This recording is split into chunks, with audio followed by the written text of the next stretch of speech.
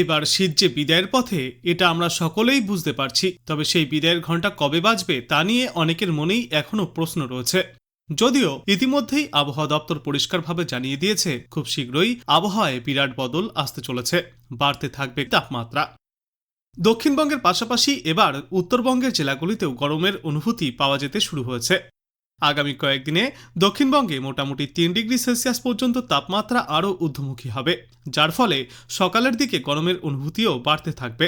সেই সঙ্গে চড়বে রাতের তাপমাত্রাও।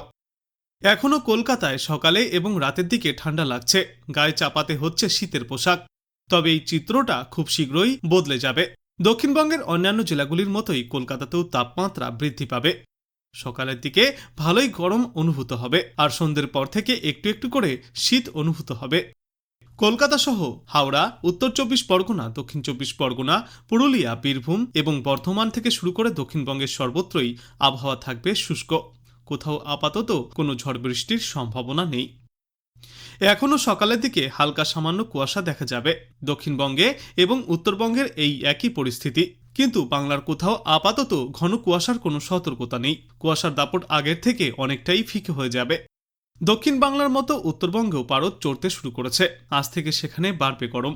বিশেষত জলপাইগুড়ি, আলিপুরদুয়ার, কোচবিহার এবং মালদায় তাপমাত্রা বাড়তে থাকবে।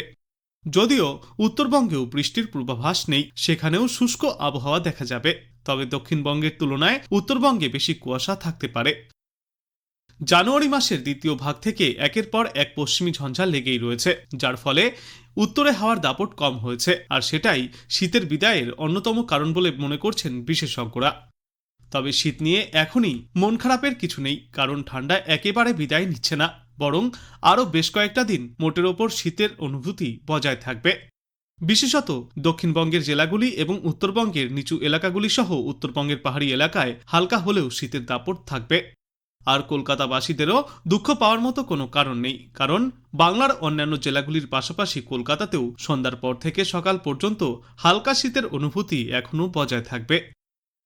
আজ বাংলাদেশ আবহাওয়া দপ্তর সূত্রে জানা যাচ্ছে, অস্থায়ীভাবে আংশিক মেঘলা আকাশ সহ সারা দেশের আবহাওয়া শুষ্ক থাকবে।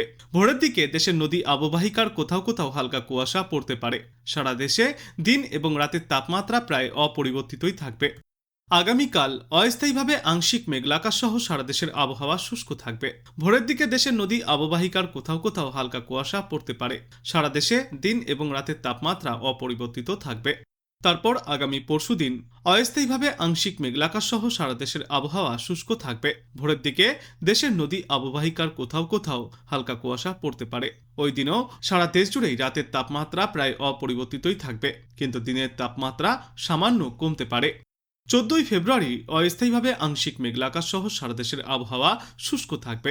ভোরের দিকে দেশের নদী অববাহিকার কোথাও কোথাও হালকা কুয়াশা পড়তে পারে। সারা দেশে রাতের তাপমাত্রা সামান্য কমে আসবে এবং দিনের তাপমাত্রা সামান্য বাড়তে পারে। 15ই ফেব্রুয়ারি অস্থায়ীভাবে আংশিক মেঘলা আকাশ সহ সারা দেশের আবহাওয়া শুষ্ক থাকবে। ভোরের দিকে দেশের নদী অববাহিকার কোথাও কোথাও হালকা কুয়াশা পড়তে পারে। সারা দেশ জুড়ে দিন এবং রাতের তাপমাত্রা সামান্য বাড়তে পারে এবং এর পরবর্তী দিন 5-একে গোটা বাংলাদেশ জুড়েই রাত এবং দিনের তাপমাত্রা ক্রমশই ঊর্ধ্বমুখী হবে। বিদায় নেবে শীত।